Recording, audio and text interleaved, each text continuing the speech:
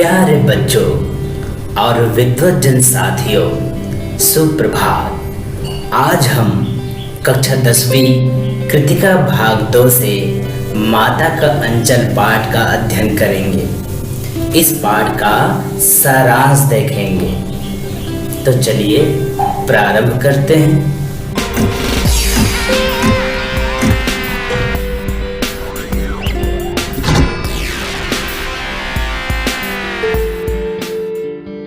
सबसे पहले हम इस पाठ के लेखक के बारे में थोड़ी बहुत जानकारी रखेंगे। शिवपूजन सहाय। शिवपूजन सहाय का जन्म 1893 ईस्वी में बिहार के भोजपुर जिले में हुआ था। इनकी मृत्यु 1963 में हुई थी।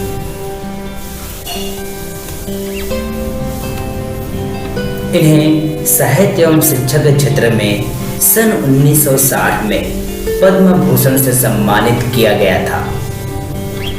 इनकी रचना देख लेते हैं। इनकी प्रमुख रचना है वे दिन वे लोग, कहानी का प्लॉट, मेरा जीवन, स्मृति शेष, हिंदी भाषा और साहित्य, ग्राम सुधार, देहाती दुनिया, विभूति, माता का अंचल, देहाती दुनिया उपन्यास से लिया गया है। इस उपन्यास का ही एक अंश है।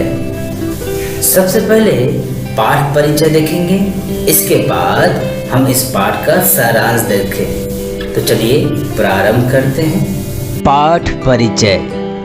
प्रस्तुत अंश शिवपूजन सहाय के उपन्यास देहाती दुनिया से लिया गया है। इस अंश में 30 के दशक के ग्राम्य संस्कृति का चित्रण है। इस पाठ से यह स्पष्ट होता है कि माता पिता का वात्सल्य बच्चे की संपूर्ण विकास के लिए कितना जरूरी है।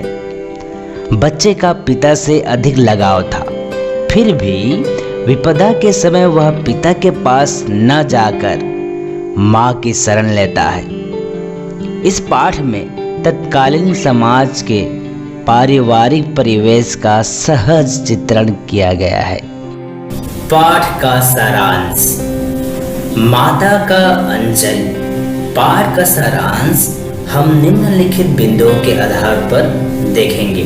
सबसे पहले बचपन में लेखक का पिता से अधिक जुड़ाव।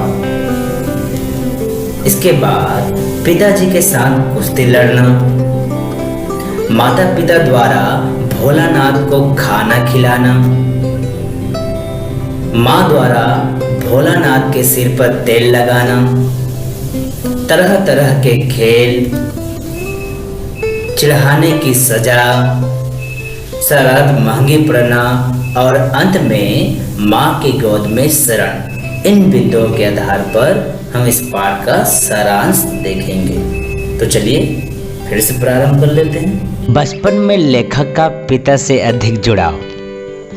उपन्यास के प्रमुख पात्र तारकेश्वर नाथ ने अपने माता पिता तथा अपना बचपन के साथियों के साथ जुड़ी भावनाओं को चित्रित किया है। तारकेश्वर नाथ जी के पिता उन्हें प्यार से भोलानाथ कहकर पुकारते थे। भोलानाथ के पिताजी सुबह उठकर नहा धोकर पूजा के लिए बैठ जाते। माता से केवल दूध पीने का नाता था, इसलिए पिताजी के साथ ही वह बैठक में सोया करते।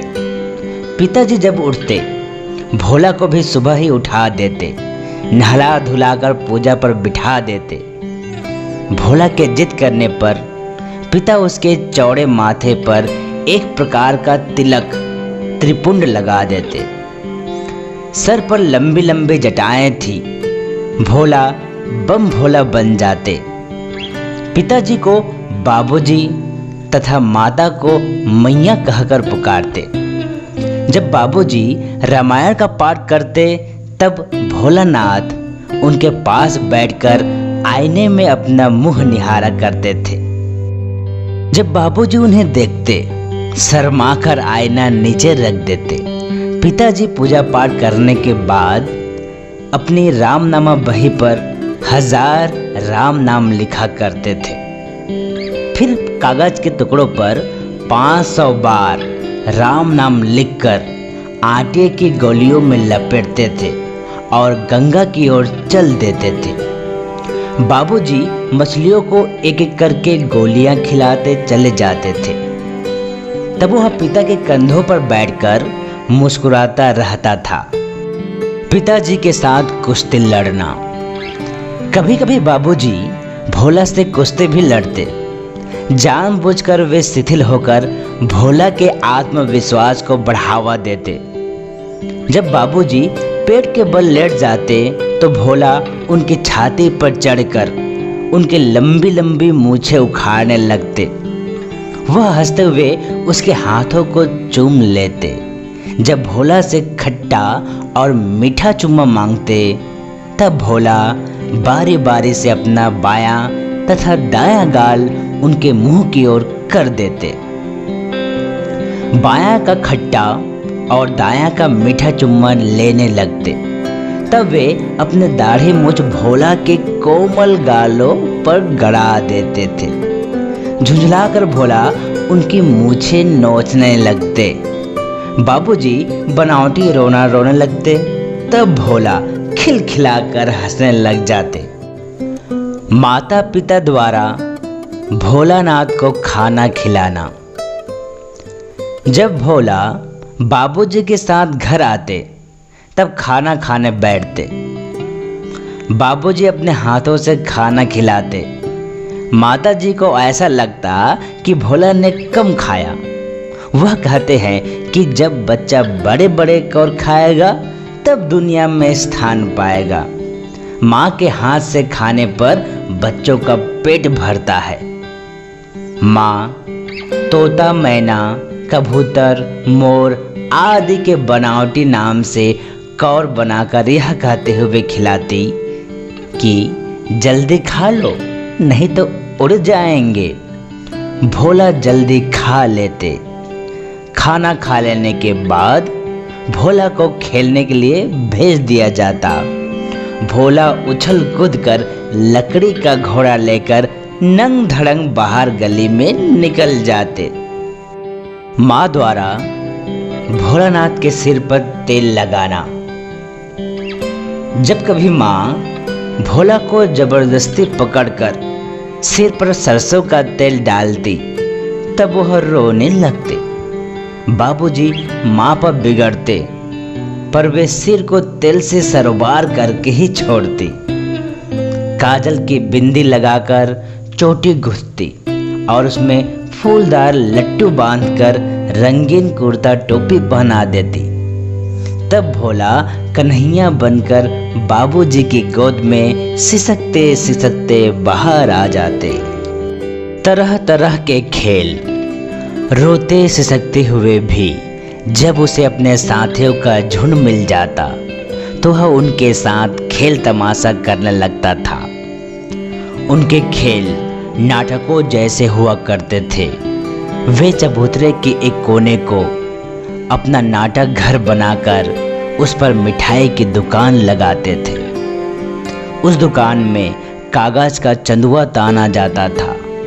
ढेले, पत्ते, गीली मिट्टी और ठिकरों से मिठाइयाँ बनती थी। इन मिठाइयों के वे ही खरीदार और वे ही दुकानदार होते थे। बाबूजी भी उसमें शामिल हो जाते थे। इस प्रकार के कई खेल और नाटक खेला करते थे। चिढ़ाने की सजा। एक दिन आंधी के बाद जोर की बारिश हुई। बिजली कौंधने लगी, हवा सनसनाने लगी, पेड़ झूमते हुए जमीन को चूमने लगे। वे सब चिल्लाए, एक पैसा की लाई, बाजार में छितराई, बरखा उधरे बिलाई। परंतु वर्षा मूसलाधार बढ़ती गई। सब बच्चे पेड़ों की जड़ से सट गए। वर्षा बंद होने पर वहां बहुत से बिच्छू नजर आए। वे सब भाग चले। उन बच्चों में बैजू बड़ा ढीठ था। संयोग से बीच में उन्हें मुसन तिवारी नामक बूढ़ा मिल गया। बैजू ने उसे चिढ़ाया, बूढ़ा बेईमान, मांगे करेला का चोखा। और बच्चों ने भी यह दोहराना शुरू किया। मुसन तिवारी उनके पीछे पड़ गए। सारे बच्चे भाग गए। मुसन तिवारी पाठशाला पहुंच गए। उन्होंने भोलानाथ तथा बैजू को पकड़वाया।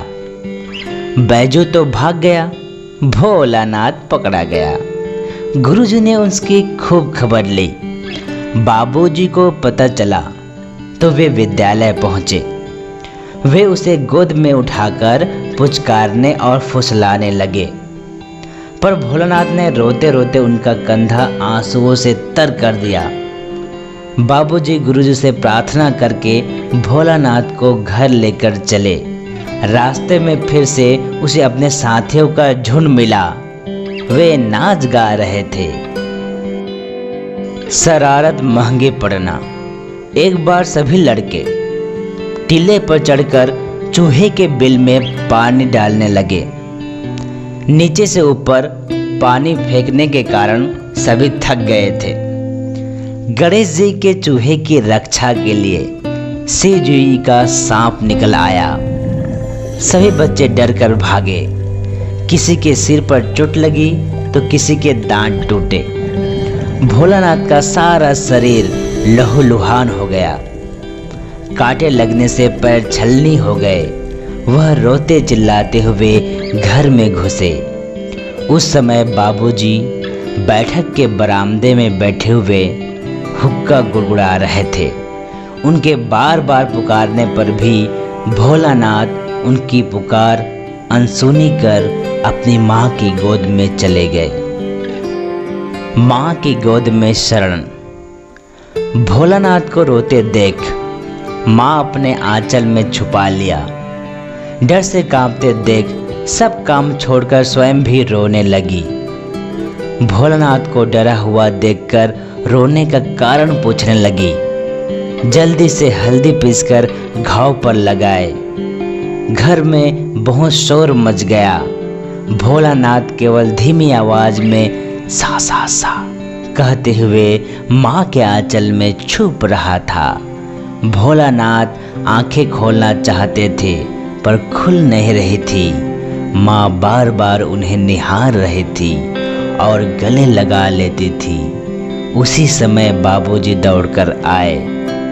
उसे माँ की गोद से अपनी गोद में लेना चाहते थे, पर भोलानाथ ने माँ का आंचल नहीं छोड़ा, क्योंकि आंचल में उन्हें प्रेम और शांति मिल रही थी।